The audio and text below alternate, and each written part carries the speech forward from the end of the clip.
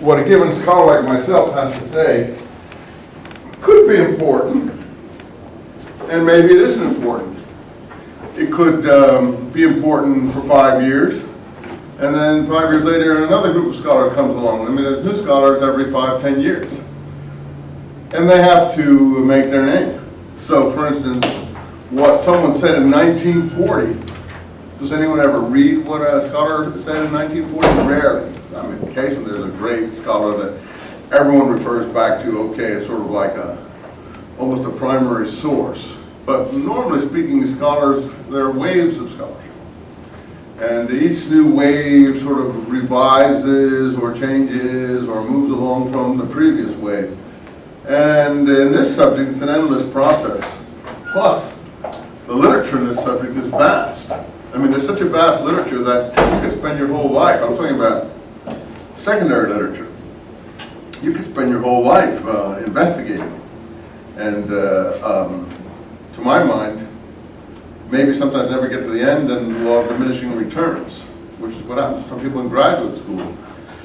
Do you know the difference between primary and secondary literature? What would be an example of a primary literature, and what would a secondary literature be, just so we get these terms more familiar to you? And this field has, the historical Jesus field has a huge secondary literature. And maybe even, I don't even know what third is. Third is tertiary, is it? I thought that's fourth, tertiary. I'm not sure if tertiary is third or fourth. I think it's fourth. I don't even know what thirdary is. Is tertiary third or fourth? Third. Third? Oh, good. Tertiary, so they probably has to use, is there a fourthiary? Quadrary?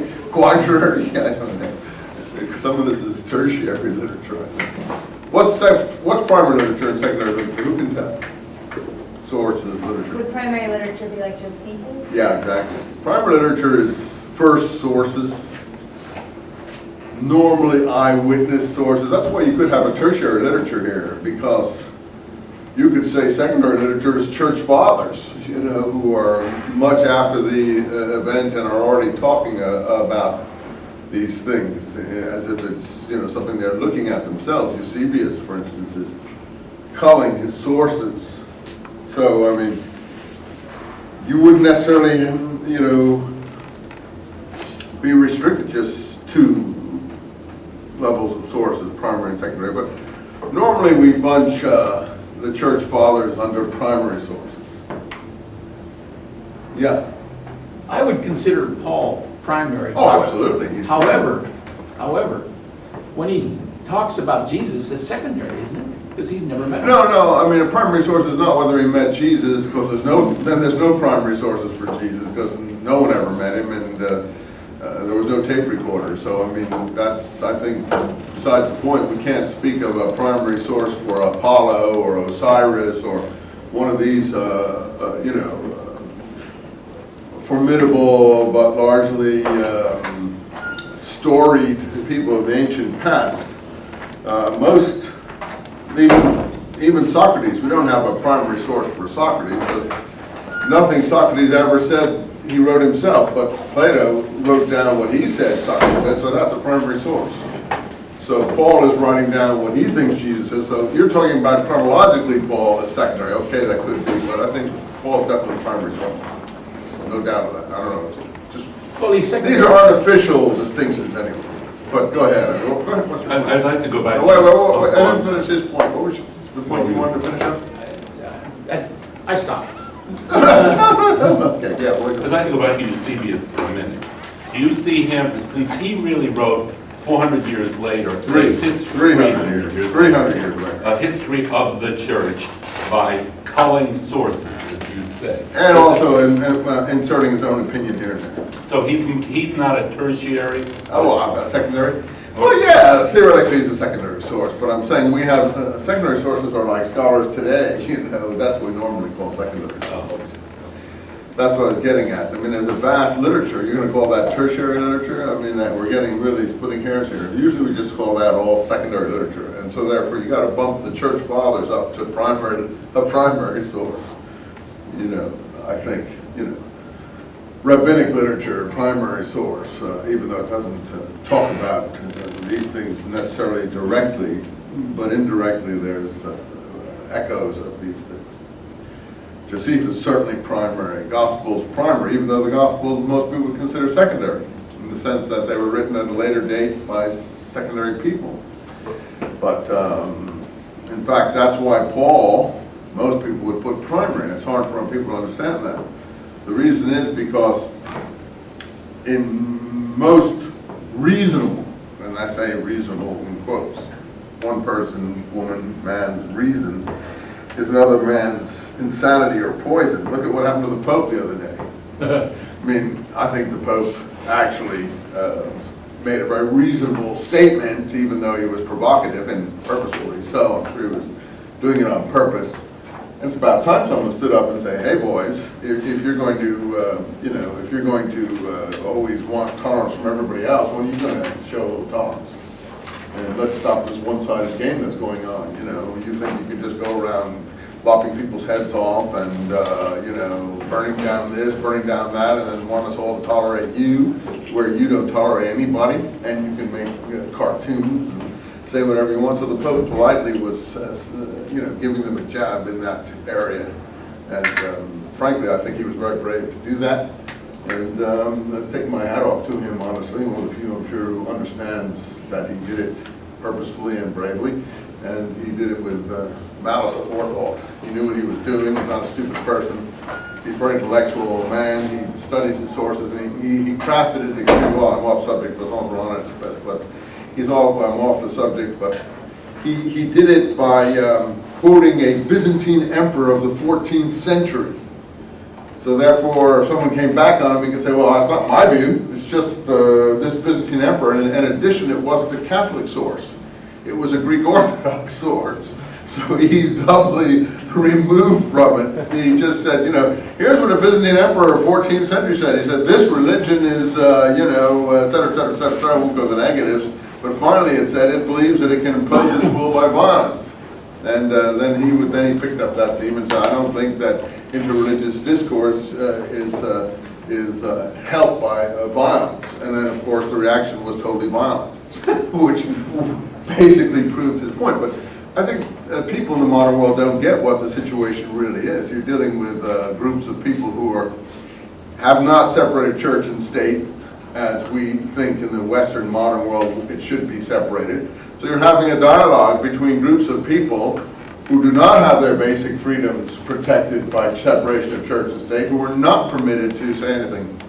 People, for instance, say in the Middle Eastern world, I don't want to accuse one part of it or another, how come you don't get these voices counseling moderation or et cetera, et cetera? People just don't get it.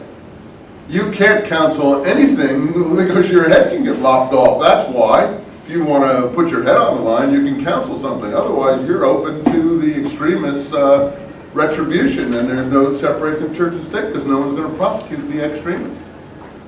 So no moderate person is going to lift his voice or her voice. That's just the way it is. And the people up in San Francisco just don't understand that. This is a really serious problem we're facing in terms of this kind of thing. And when you say the U.S. is being criticized all over the world, yeah, sure, because the moderate voices can't say a word without getting themselves, it's called intimidation.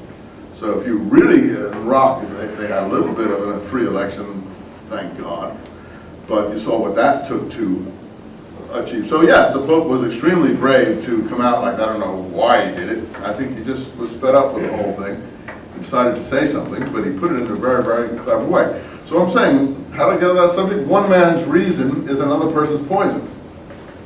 And there's a perfect example. So I was saying that all reasonable people now, again, here now, someone in Rome or in a church atmosphere could say that's not true. Could say, I was saying all reasonable people feel that Paul's writings came before the Gospels. And which makes Paul doubly primary to the Gospels.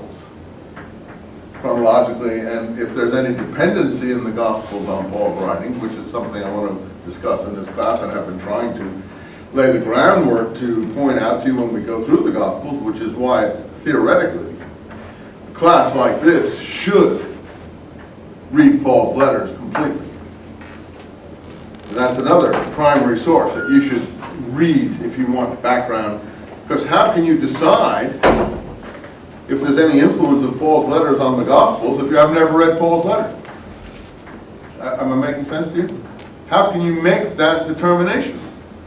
You can say, oh, I don't believe that. You know, okay, sure, you can say you don't believe it, but can you rationally, abstractly, you know, say and make a judgment on that? No, you have to read Paul's letters extremely carefully, and the other letters for that matter too, James. I don't think Peter's or John's or, Jude's letters are going to help you in this determination. It's really the main letters of Paul. So if you want to make it easy for yourself and you want to do this real quick, you really only have to read Romans, 1 and 2 Corinthians, and Galatians. That's all. Philippians possibly, Thessalonians possibly, but you're not going to get any extra information out of those. Ephesians, that you don't already have in Romans. So if you want to get yourself up to snuff on knowing what Paul says, and I've been quoting, as you see, mainly from Romans, 1 and 2 Corinthians, and Galatians. These are the bedrock of Paul's approach.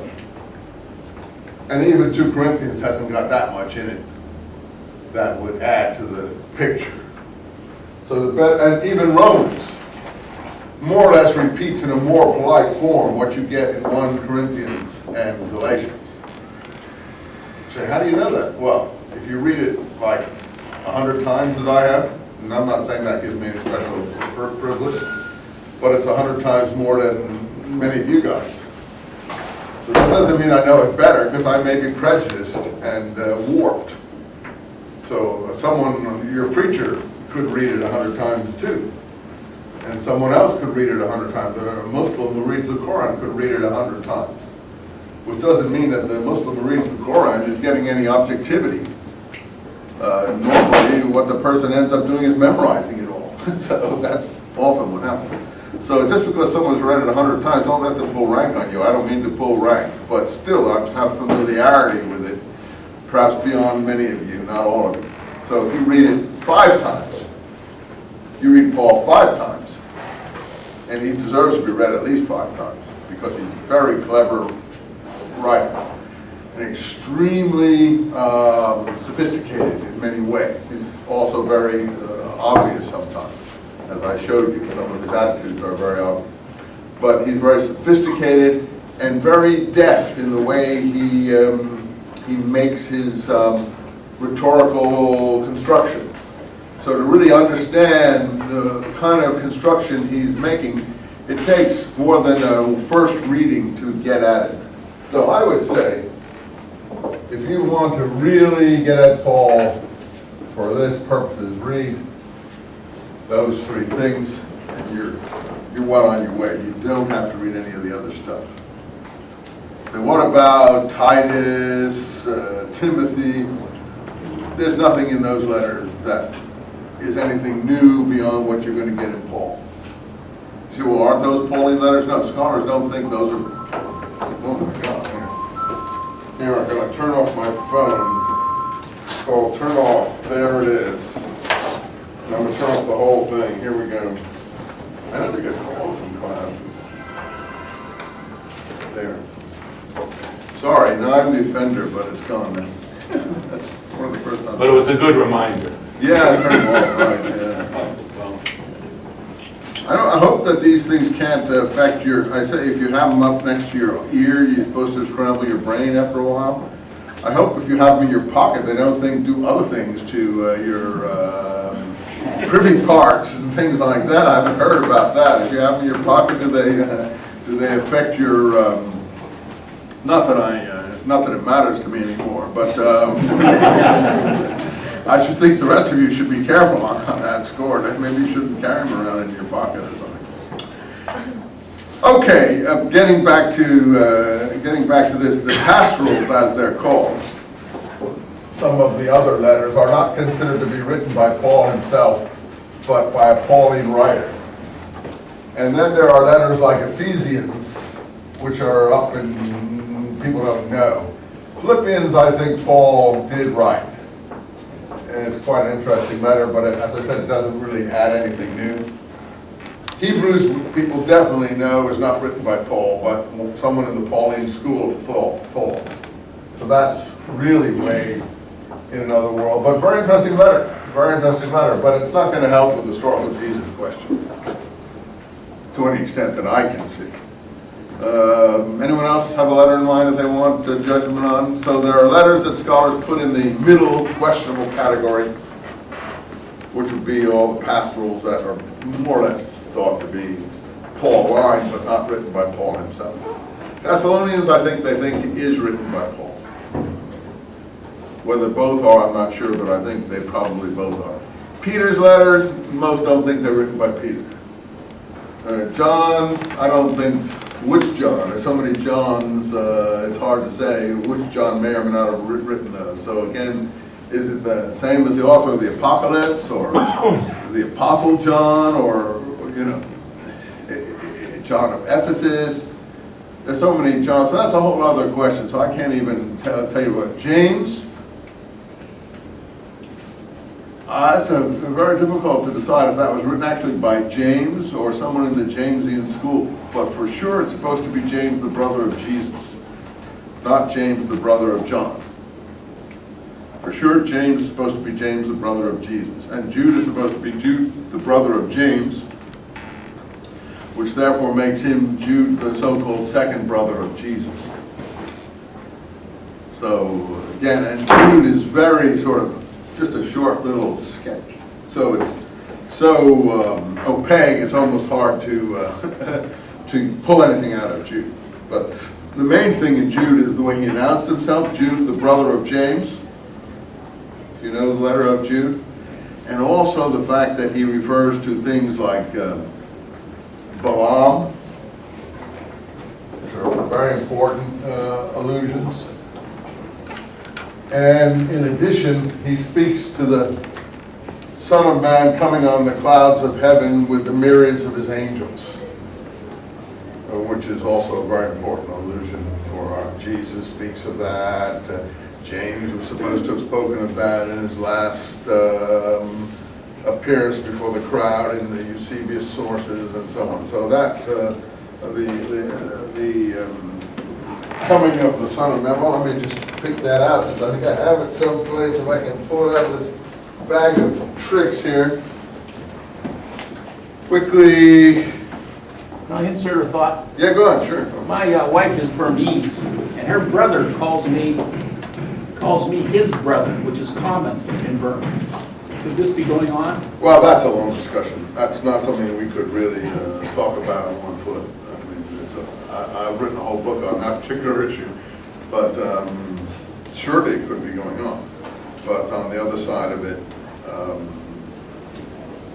the Gospels make it pretty clear that he has 4 brothers, and who are my brothers and mother to me. His mother and his brothers come to him in their name. They're not the same as the apostles. But James is called, funnily enough, the brother of the Lord. But you see, in my work, I've tried to say, I'll just sum it up quickly for that 1,000-page book there, that it's easier to know the historical James than it is to know the historical Jesus. That because James hasn't been so overridden with theology that it's hard to approach him. So sure, that could be going on, but let me just read you this from Jude, the brother of James, and I think that's a real brother. So he says here, it's very good, it's very, here, line 14. And Enoch, the 7th from Adam, also foretold all of these, saying, now he ascribes this to Enoch, some book of Enoch that we maybe haven't seen. I'm not sure it's in the present book of Enoch that we're familiar with. Behold, the Lord comes with the myriads of his holy ones, to execute judgment against all, and to convict all the ones who are ungodly among them, regarding all their works of ungodliness, which they did in an ungodly manner, and regarding all the hard things which ungodly sinners spoke against him. So there is the proclamation of the Lord coming with his myriads of holy ones to execute judgment. That's line 15 in case you're looking for it. And that's in the Dead Sea Scrolls. That's in the Dead Sea War Scroll. The coming of the Lord with his myriads of holy ones to execute judgment like rain on the just and the unjust alike, as Jesus is said to say it in, I think, the Sermon on the Mount. In the War Scroll, it's on all that grows.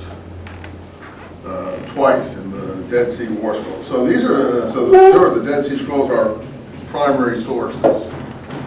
So,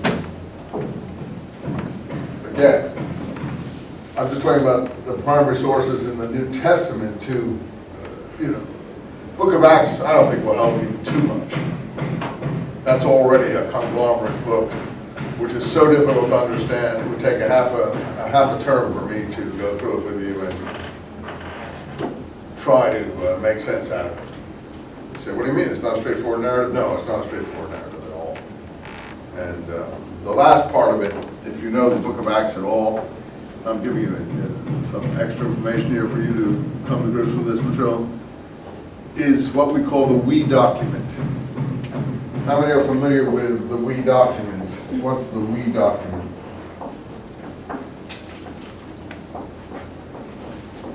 Why is it called the we document? Is it from Acts and switches to?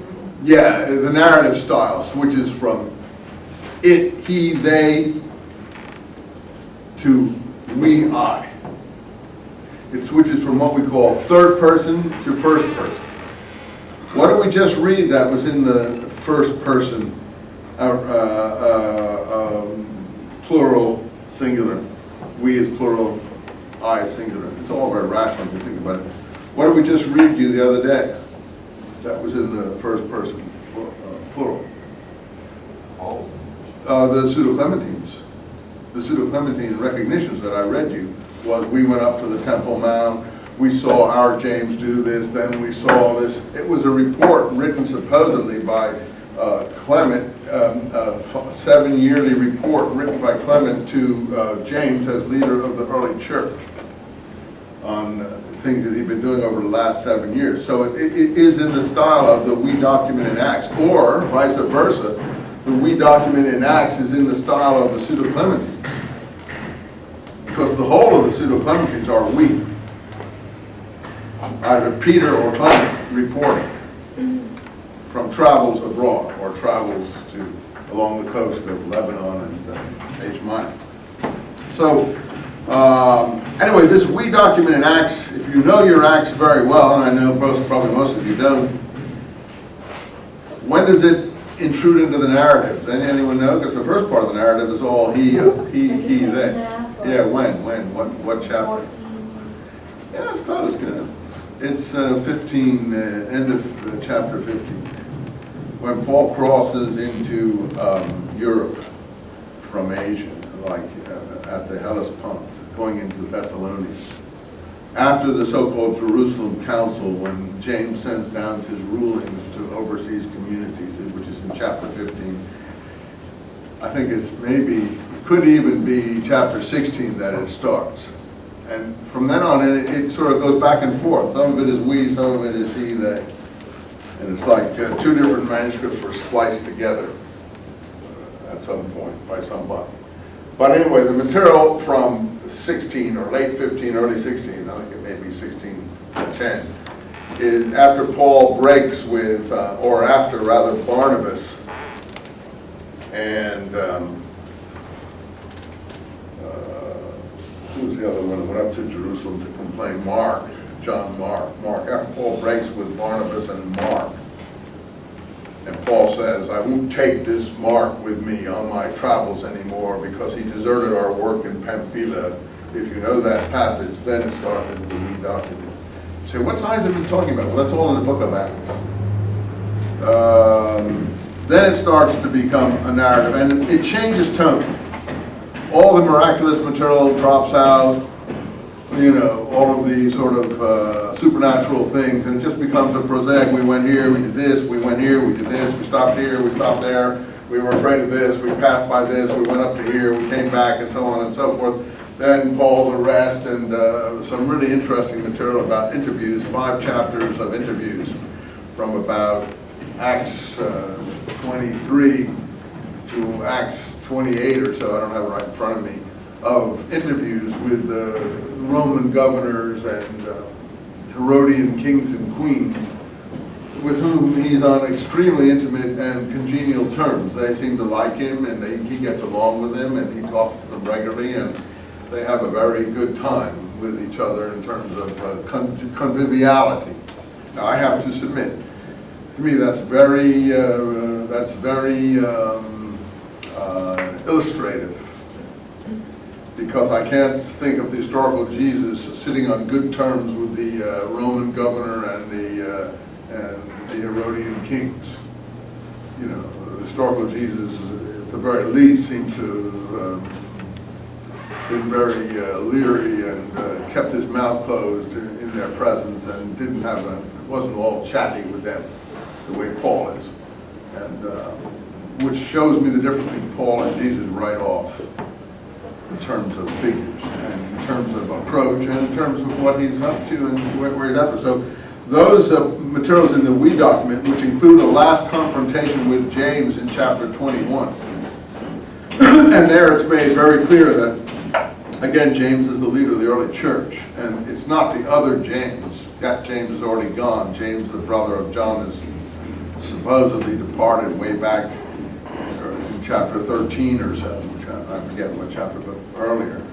And this James is not introduced who he is, but it's clear that James is the one who makes his rulings and tells Paul what he can or cannot do.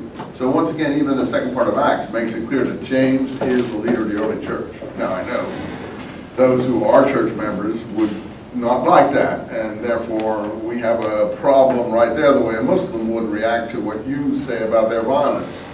You have to decide if that's a reasonable deduction from the material. And that's where the word reasonable comes in. So to go back to the original point, most reasonable people think the writings of Paul predate these other sources. The book of Acts is possibly primary in the we area, but secondary to Paul in the other areas. And then the Gospels are all considered secondary to Paul by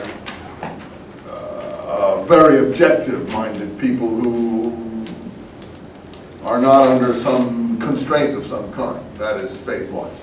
You have to understand, if you're a minister, a rabbi, an imam, if you're a priest, if you're a church member of some kind, there is, even if you think you're independent-minded, some subtle pressure to conform to the ideology of that group which you represent.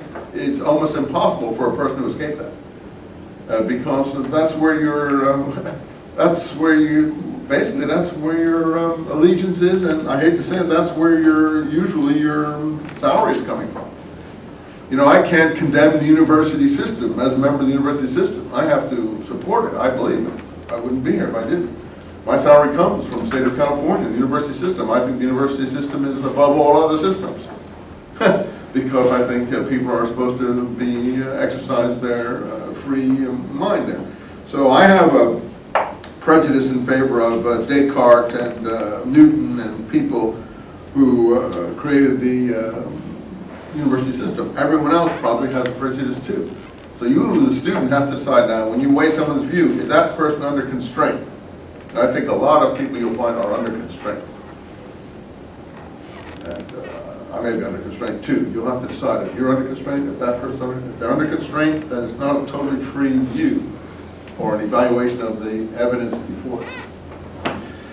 Okay, that's enough of that. So let's now go back to where we left off so we can get up to the historical Jesus. So we're talking about Jewish history. The reason I read you those materials on the church materials the other day was because actually I had them with me, and therefore I thought they would be interesting to present to you. But we want to go back before them. We came to the present situation. So we were talking about Jewish history down to the time of Alexander the Great. We came to the first Babylonian captivity, and the first Babylonian captivity, if you recall, was approximately 585 to 540 something or other, somewhere in there, BC. That's the end of the southern kingdom of Judea. When did the northern kingdom end? 7-something. 722. You're right, you're on. And who put an end to it? The Assyrians. The Assyrians, okay, good. So that left the Israel thing in question. Who were the northerners after that? Were they just, as the New Testament sees them, Samaritans? Or as the southerners see the Samaritans, a mixed group of settlers and other persons who had come in there later and may be authentic, but may not be authentic. The Samaritans, even today, there are some Samaritans left, as I told you, see themselves as authentic and have their own Old Testament. How many books in the Samaritan Old Testament? Today, there's about 500 Samaritans left. Most of them live in Tel Aviv, but in any case, they're there. Some in Nablus. Why would they live in Nablus? What did I tell you Nablus was? Nablus is the Arabic for Neapolis. Neo means new. Polis means city. What's it the new city on top of? The destroyed city of the old Samaritan, or the old northern kingdom capital of Shechem. But that wasn't really the capital of Shechem. That was the city Jacob founded in the Old Testament, if you recall.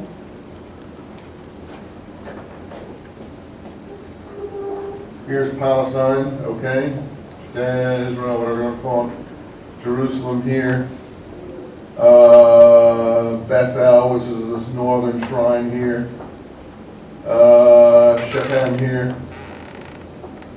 And then north of Shechem was Samaria. The capital was moved to Samaria at one point in time. So the reason Samaritans are called Samaritans is after the capital Samaria, which was north of Shechem. Down here is Bethlehem. You say, why are all these towns in a row here? Because this is a spine of hills. They're all along the top of the hill spine. They're defensive arrangement of these places. That's why they're all lined up like this. So Bethlehem here, and then down here is Hebron, David's city. So originally Judea was here, and Israel was here. When David took Jerusalem, he united the two. And they stayed together until Solomon, and then they broke apart after the death of Solomon into northern and southern. The southerners kept Jerusalem as their capital. So Jerusalem became the center of the focus of the Davidic monarchy ever after, and that's why it stays that way in the Gospels. That clear? Okay, so now we go down to 700s. The north, it disappears, evaporates and so on. In the 580s or so, a series of Babylonian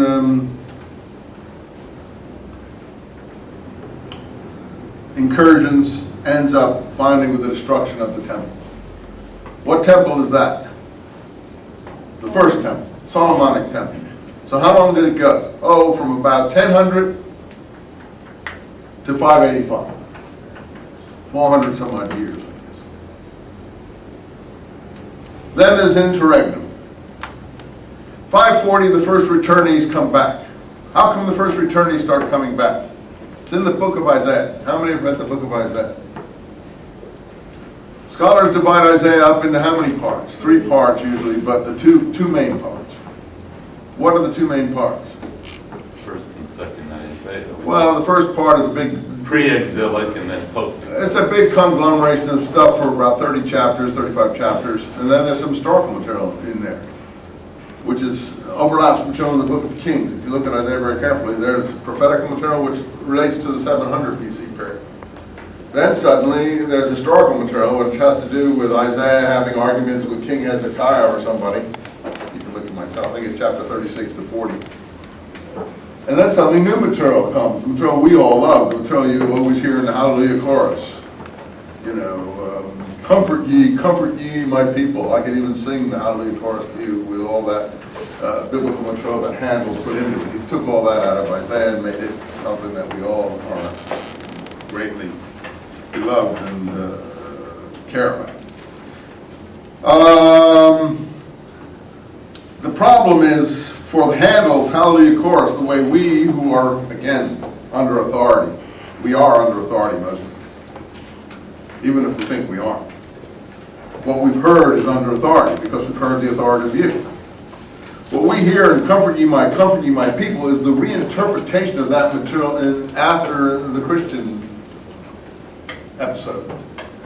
That is after the Gospels begin to pick up Isaiah material and make a straight way in the wilderness, attributing it to John the Baptist. Remember I told you that's also in the Dead Sea Scrolls, but it's not interpreted the same way as in the Gospels.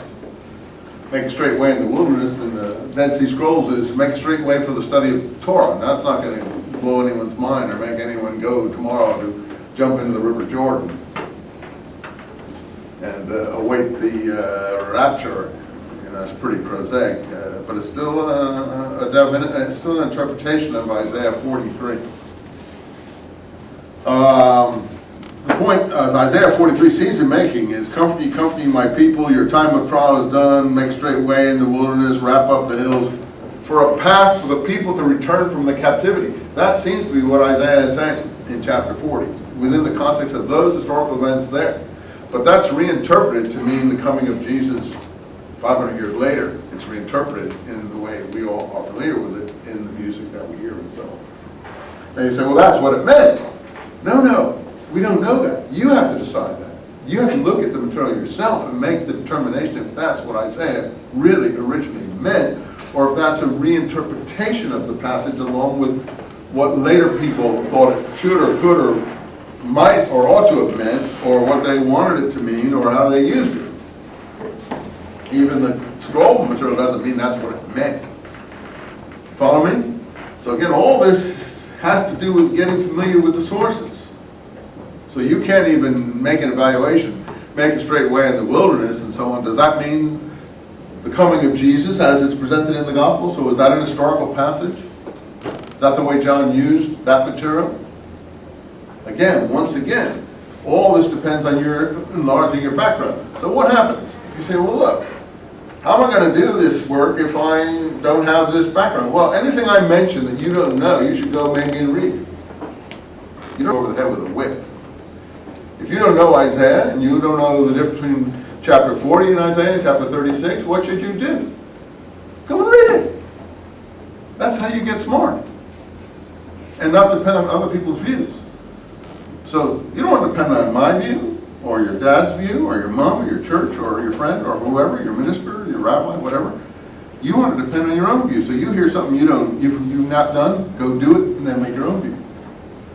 And that makes you a bigger person for your children too. Because when you get older and you know all this stuff, then your children will look up to you as very knowledgeable. And then you will have prestige in their eyes because you've done all this work yourself. You just don't, spout stuff that you've heard someone else about. I recommend anything I say that you've not heard of and you've not done and you don't know about, go read it. That's not any other assignment in this test, but you're not obliged to. It's a free choice that you make, okay? In order to widen your source. Otherwise, you're dependent on me or the other people you've heard about. So you either want to be dependent on me or some other person that you have confidence in, or you want to depend on yourself. So, first step, go read Isaiah. Anyway, Isaiah 40 is a new voice, and it goes to 66. And it's instead of in the 700s, it's in the 500s. 200 years have elapsed. Now, the fundamentalists, you say, well, what's the fundamentalist think? Oh, well, the fundamentalist thinks that's the miracle of Isaiah, that he can think 200 years before, and that's all from the later period. But what do scholars say? Scholars say, no.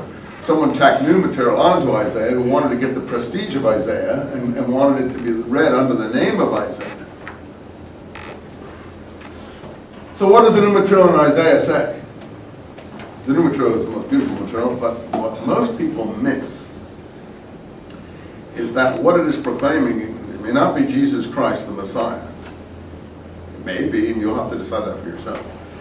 What it certainly is talking about is the return of the Jewish people from captivity in Babylon.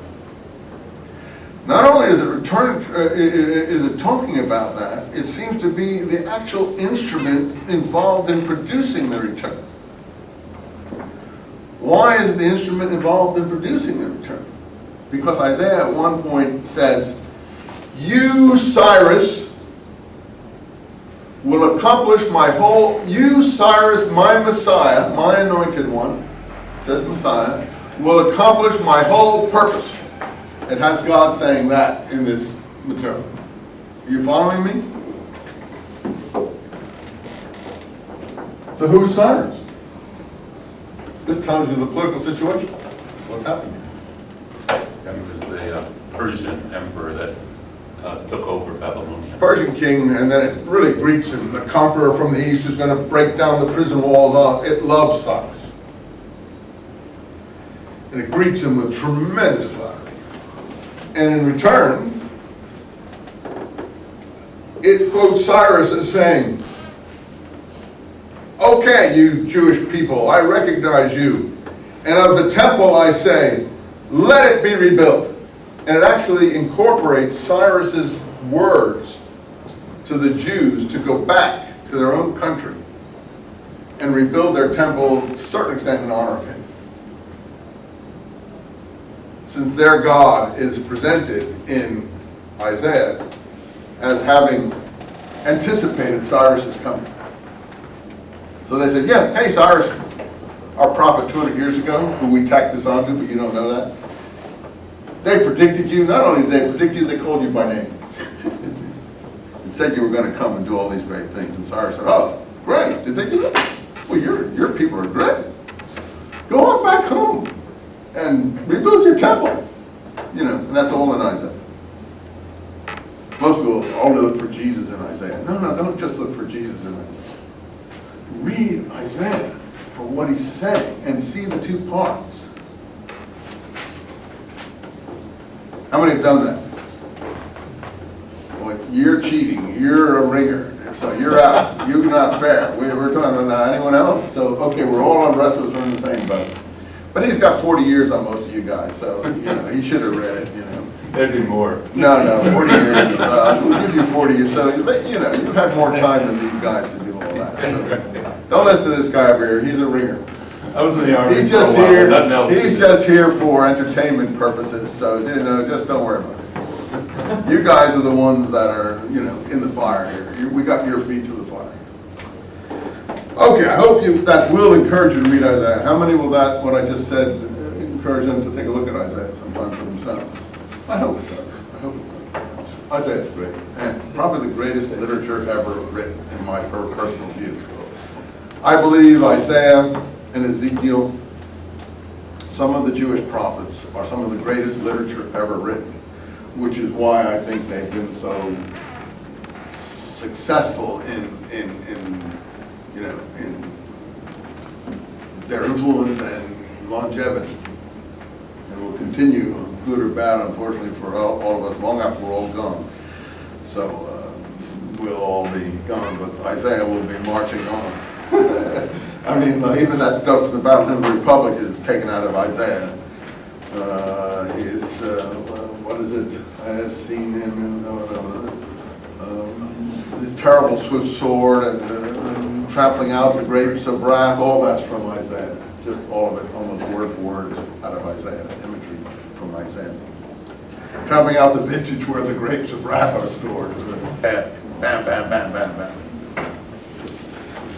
So Isaiah is certainly great, but we can